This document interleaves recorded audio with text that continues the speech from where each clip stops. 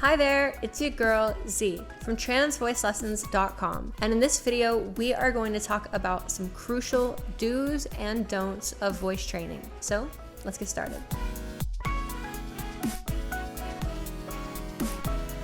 Do be playful, curious, and exploratory when you are working on your voice. One of the things that we're trying to develop is general vocal rapport. General vocal rapport translates to all other forms of vocalization. So if you're practicing voice feminization, don't be afraid to play with different accents. Don't be afraid to sing. Don't be afraid to mimic interesting character voices. If you're a singer, don't be afraid to play with some gender voice modification. It's not going to hurt you. You're not going to magically trans yourself or something, but just playing with your voice and being open to these different experiences that you can make is part of what it means to learn voice. So keep yourself open. Don't shut yourself off. If you're trying to work on a certain quality or a certain technique, don't just tunnel vision on that. Allow yourself to see what doors and avenues open up as you really explore what sounds you can produce. You keep your ear open, you move through the vocal space, and you never know what you'll find in that process. I know personally for me, I have had most of my breakthroughs on accident when I'm not even trying to do the actual thing I'm trying to have a breakthrough on. I remember there was this breakthrough I had 2 years ago. I was sitting outside of a restaurant waiting for an Uber to pick me up. And I was sitting on a curb just playing with my voice, and I was doing these like silly noises, and suddenly I hit this combination that wasn't what I want, but it kind of opened up a new space for me, and then I stayed in that space, and then I tried to do what I wanted in that space, and suddenly it brought me a breakthrough back to my actual quality that I was around. And there's no way that I ever would have had that learning opportunity or even would have had that breakthrough had I been so closed off or really limited what I allowed myself to explore with the voice. When you are playing and exploring with your voice, like we just said, don't ignore any signs of vocal injury, vocal strain, or vocal impairment. It's so important that you listen to what your body is telling you in terms of warning signals. Generally speaking, we should never be forcing or pushing our voice really hard to do new things, because our ability to do new things and to do astonishing feats with our voice never comes from a place of strength or force. It comes from a place of dexterity and agility. It's about coordination. Now, don't be alarmed. The risks of some serious vocal complication of doing really anything with your voice is pretty low. However, if you're ignoring obvious warning signs when you're vocalizing, you do risk vocal injury. So what are some of those obvious warning signs? 1, getting really loud and strained and forceful when you try to push higher. We're never trying to push higher. We're always trying to gently raise our voice or change our voice. So never trying to just blast through anything. If you hear anything that sounds hoarse or strained or scratchy or fatiguing, if your voice feels like it gets tired very quickly, these are all signs that something you are doing is too costly as you are doing it. Vocal health is a little bit like mana in a video game. We're trying to cast all these vocal spells, but we have to wait for our mana bar to regenerate. And with good vocal technique, we never even spend enough mana to where it matters. But if we start to overexert or push or ignore obvious warning signs, we can start to spend so much mana that we can't contribute anything anymore to the process. We have to listen to that.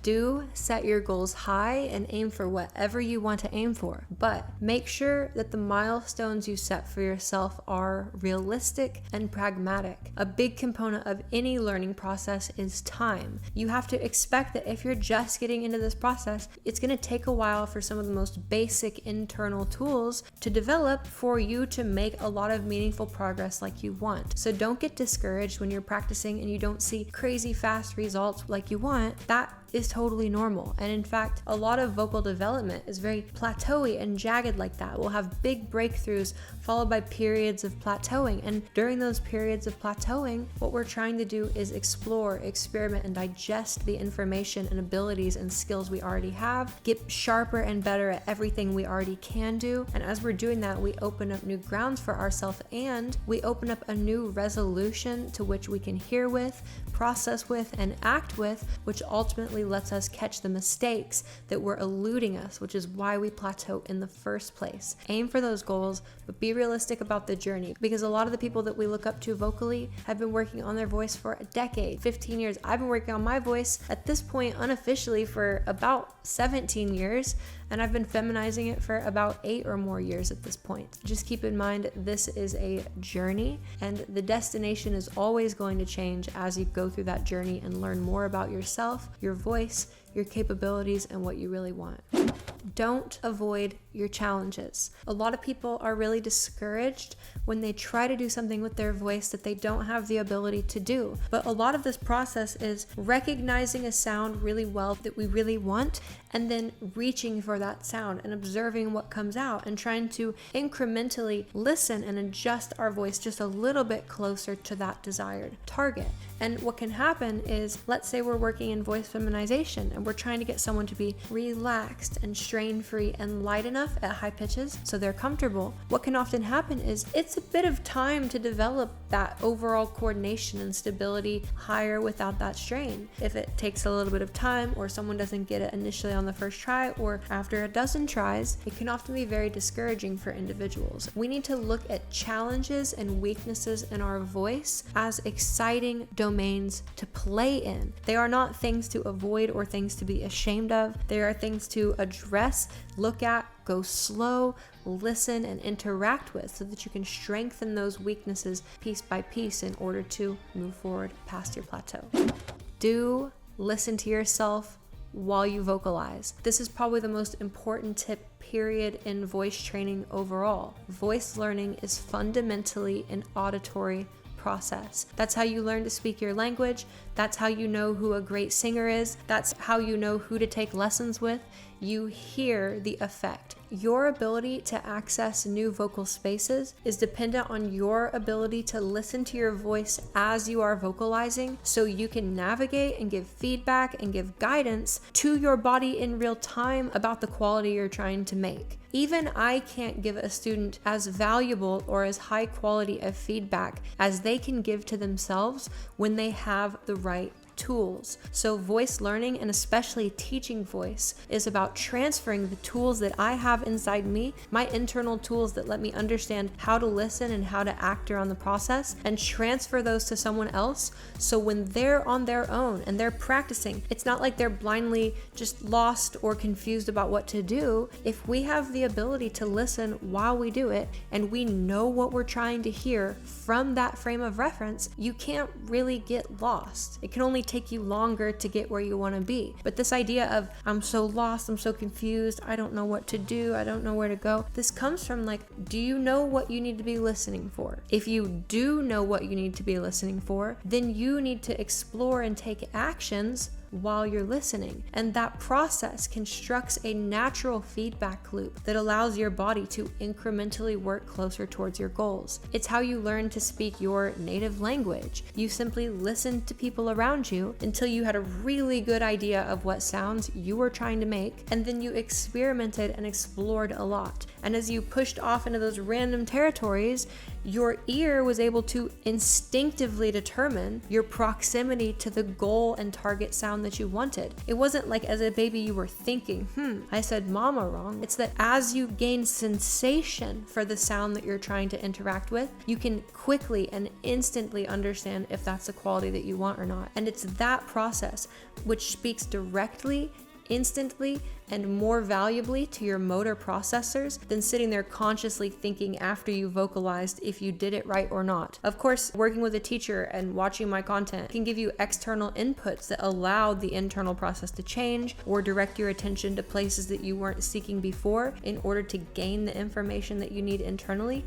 But ultimately, you doing a different action is fundamentally about you doing an action, and no one else can do that for you. It's important for you to understand that making those mistakes is literally what allows you to get to where you want to be with your vocal goals. Don't obsess over exercises. It is amazing to me how many people come to me for lessons and the main thing they're seeking are like, quote unquote, some exercises to work on. And of course I understand that, because if we think of this process as like us lifting weights and trying to flex and build all these skills that'll allow us to kind of automatically end up at the goal, then that makes a lot of sense. Exercises are nothing more than a window of opportunity for you to listen and explore your voice to extract lessons from it. They're basically like conditional statements. We say, okay, let's do this movement, because when we do this movement, it really puts a spotlight on something that you're having trouble observing and interacting with. That's the goal of the exercise. It's to encourage interaction and encourage some learning frame for vocalization to occur in. It is not something that's just supposed to make your muscles literally stronger or to build bulk around your larynx so you can push it higher. That is not the goal. Now, there may be some aspects of vocal development which will be physical things, especially if you're a vocal underdoer, or you've been super quiet all your life, or you've been mute most of your life. Then yes, you will have to develop some rudimentary proficiency with your muscles. But the vast majority of what we're trying to do is coordinate. And in order for us to coordinate things with our voice or with a team, we have to be aware of what's going on inside that team. And for vocalists, that means being able to listen as we vocalize. Because as we take these different explorations and we explore and do these different exercises, and then we apply that listening to it, it lets us extract the important lessons from those exercises. So just don't over focus on exercises. There are certainly some amazing exercises that I love, and there's things that I love to bring out for students that are really fun and create a lot of awesome learning opportunities, but just don't overvalue repeating an exercise over and over. So that's all for this video. Thank you all so much for watching. Thank you to our patrons who enable this content to exist. If you want to check out our work, check us out on there. Otherwise, have a great rest of your day. Bye.